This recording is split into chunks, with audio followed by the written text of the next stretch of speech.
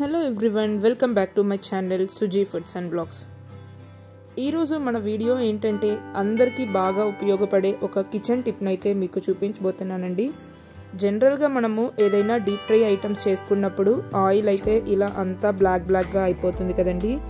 మళ్ళీ వీటిని మనము రీయూజ్ చేయాలంటే చాలా ఇబ్బందిగా ఫీల్ అవుతూ ఉంటాం కదా.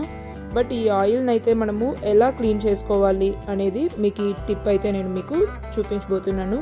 చూసారా, ఇలా క్లీన్ చేసుకున్న తర్వాత మన ఆయిల్ అయితే ఎంత చక్కగా ఉందని, నార్మల్ ఆయిల్ లాగానే ఉంది కదండి.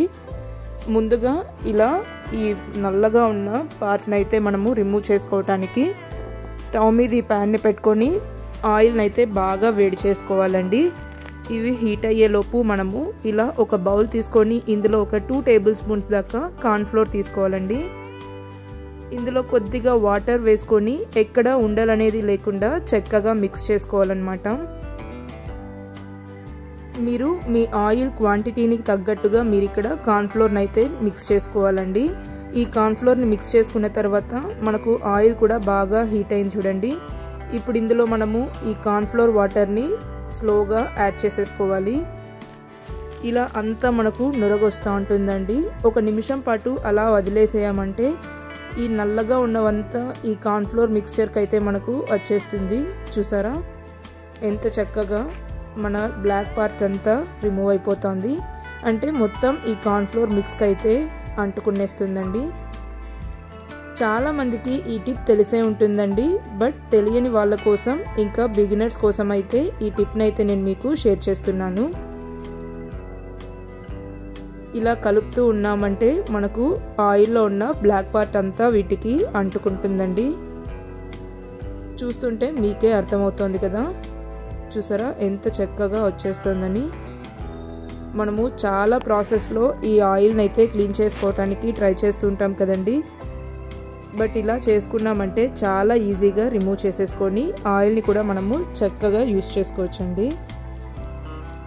ఆల్మోస్ట్ ఆల్ వచ్చేసింది చూసారా, ఇంకా కొద్దిగా ఉంది కదండి.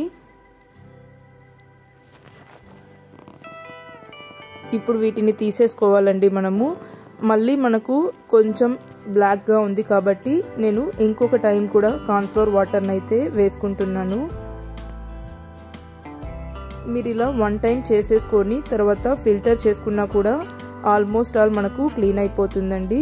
బట్ నాకు ఇంకా ఇక్కడ అక్కడక్కడ కొంచెం బ్లాక్గా కనిపిస్తుంది కాబట్టి నేను మళ్ళీ ఒక 1 స్పూన్ దాకా కార్న్ఫ్లోర్ వాటర్ని అయితే యాడ్ చేసుకుంటున్నాను.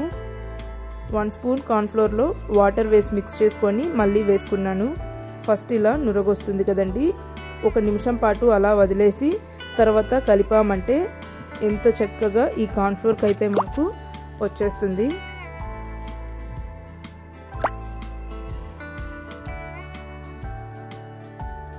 చూసారా అంతా ఎంత ఈజీగా మనకు ఈ బ్లాక్ అంతా రిమూవ్ అయిపోతుంది కదండి.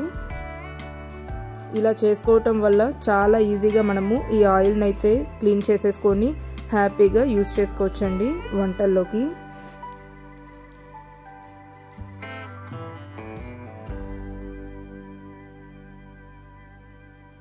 ఆల్మోస్ట్ మనకు క్లీన్ అయిపోయింది కదండి. ఇప్పుడు మనం ఈ మిగిలిన పార్టికల్స్ అన్నింటినీ ఒక టీ ఫిల్టర్తో కానీ ఫిల్టర్ చేసుకున్నామంటే ఈజీగా రిమూవ్ అయిపోతుందండి. అవేమీ ప్రాబ్లం కాదు మనకు.